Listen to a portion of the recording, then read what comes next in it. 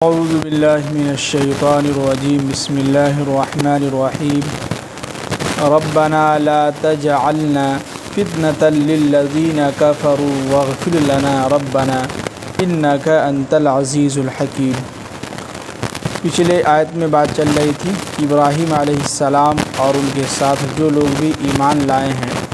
ان کے نقش قدم پر اور ان کے جو طرز عمل ہے ان پر بھی عمل کرنا ہمارے لیے کیا ہے، بہتر ہے، اچھا ہے۔ اب آگے اللہ تعالیٰ فرما رہے ہیں کہ ربنا، اے ہمارے پروردگار، لا تجعلنا فتنة للذین کفروا، کہ آپ ہمیں کافروں کا تختۂ مشق نہ بنائیے۔ اور آگے فرما رہے ہیں کہ واغفر لنا ربنا، اور ہے اے ہمارے پروردگار آپ ہمارے گناہوں کو کیا ہے، معاف فرمائیے، ہمارے گناہوں کو معاف کیجیے۔ انک انت العزیز الحکیم، بے شک آپ صاحب اقتدار کا مالک ہیں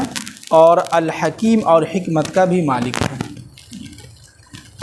اب آگے جو ہے اللہ تعالیٰ بہت ہی اہم بات کہہ رہے ہیں کہ لقد کان لکم فیہم اسوۃ حسنۃ، کہ تمہارے لیے ان لوگوں کا بھی زندگی طرز عمل ایک نمونہ ہے کہ جو لوگ لمن کان یرجو اللہ والیوم الآخرہ، جو لوگ اللہ پر ایمان رکھتے ہوں، اللہ سے امید رکھتے ہوں اور آخرت کے دن پر بھی جو ہے امید رکھتا ہو کہ آخرت کا دن جو ہے ایک نہ ایک دن کیا ہے، قائم ہوگی۔ اب یہاں پر ایک چیز ہے کہ ایک تو اللہ کے نبی صلی اللہ علیہ وسلم سمجھیے ہمارے لیے ایک آئیڈیل، ایک نمونہ ہے، وہ تو نبی ہیں، ان کی تو بات مان کے چلنے ہیں۔ لیکن ایک یہاں پر یہ بھی ہے کہ ہمارے معاشرے میں کچھ ایسے لوگ رہتے ہیں، علماء کرام، اولیاء اللہ والے، بزرگان دین، اللہ کے ولی، جو یہ جو ہوتے ہیں یہ بالکل سمجھے کہ اللہ کے بہت قریب ہوتے ہیں۔ تو ان کو دیکھ کر کے جو ہے ان کے طرز عمل کی جو زندگی ہے، یعنی زندگی میں جو کام کر رہے ہیں اور وہ جس چیز کا حکم دے رہے ہیں، تو ان کے لیے ان کی باتوں پر عمل کرنا اور ان کی زندگی کو دیکھ کر کچھ سیکھنا بھی ہمارے لیے ضروری ہے، یہ کہنے کا مطلب ہے۔ اس لیے کہ جو لوگ اللہ سے امید بھی رکھتے ہیں، اب ظاہر سی بات ہے اولیاء اللہ ہے، بزرگان دین ہیں، ان کو اللہ سے امیدیں ہیں، اللہ پر یقین ہے، ایمان ہے، اور آخرت کے دن پر بھی کیا ہے، ایمان ہے اور یقین ہے، امید ہے۔ تو ایسے لوگوں کو ہم دیکھیں گے کہ بھائی واقعی میں ان کی زندگی بہت اچھی ہے، ہمیں بھی چاہیے کہ انہی کی طرح ہمیں بھی زندگی کیا ہے، گزارنا چاہیے۔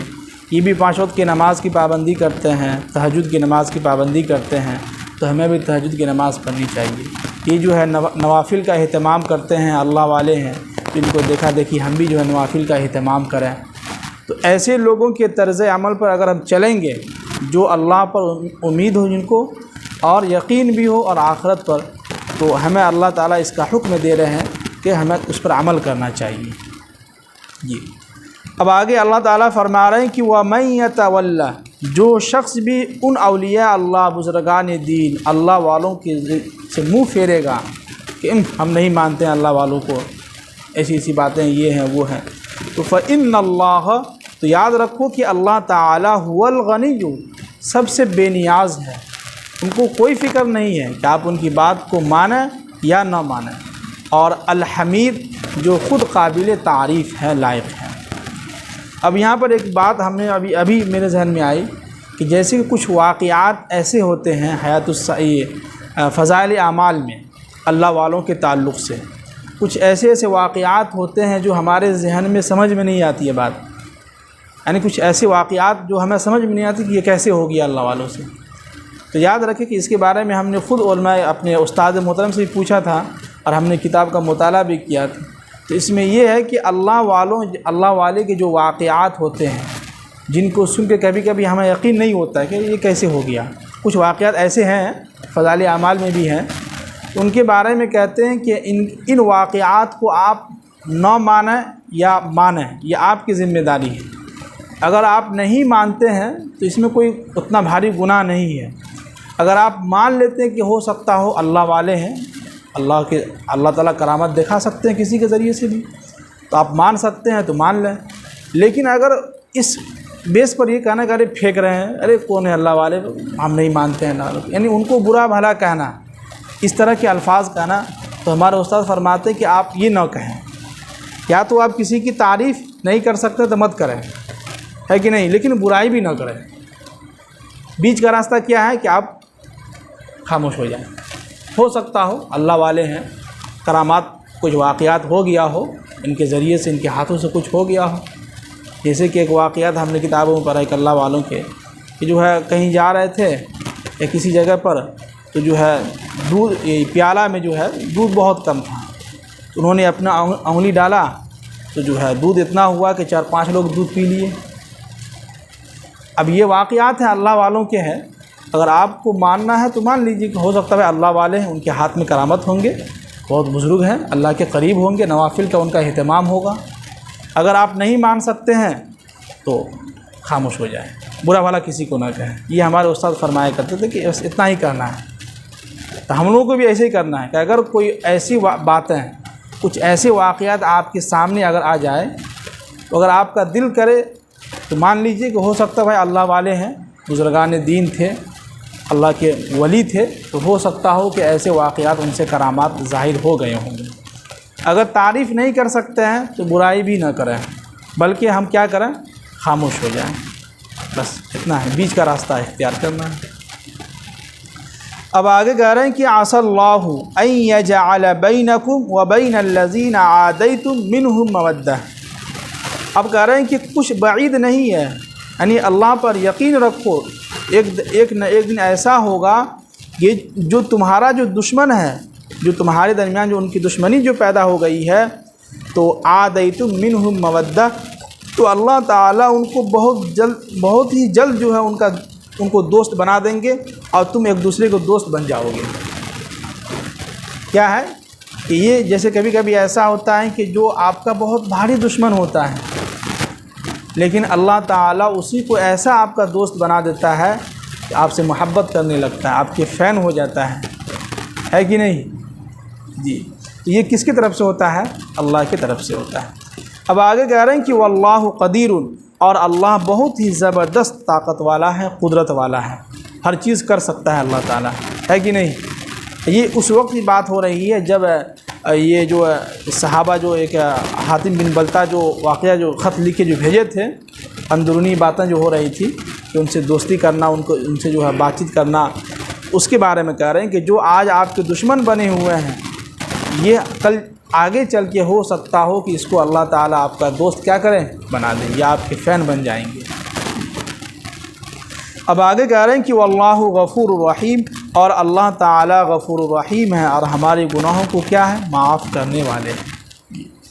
اب آگے اللہ تعالیٰ جو ہے کافروں کے ساتھ ہمارا کیا معاملہ ہونا چاہیے اس کے بارے میں بتلا رہے ہیں کہ لا ینہاکم اللہ، اللہ تعالیٰ تمہیں منع نہیں کرتا ہے،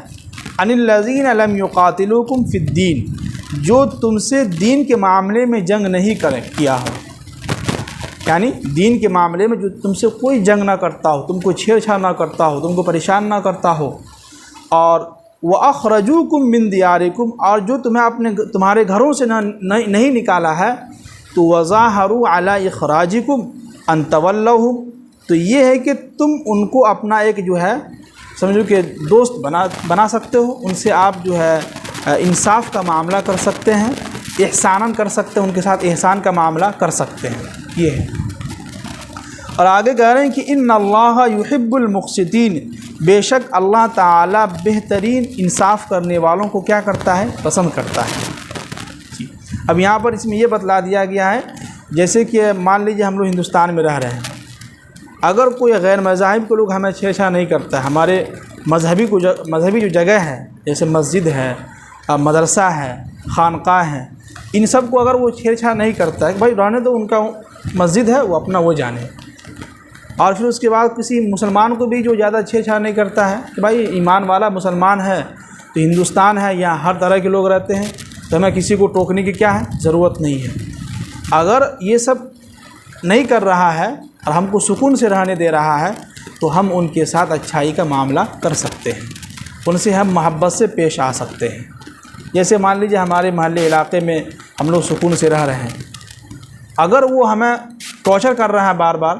عیدگاہ کے معاملے میں یا مسجد کے معاملے میں یا کوئی مذہبی جگہ وہاں اس میں جو ہے ٹانگ جو کر رہا ہے،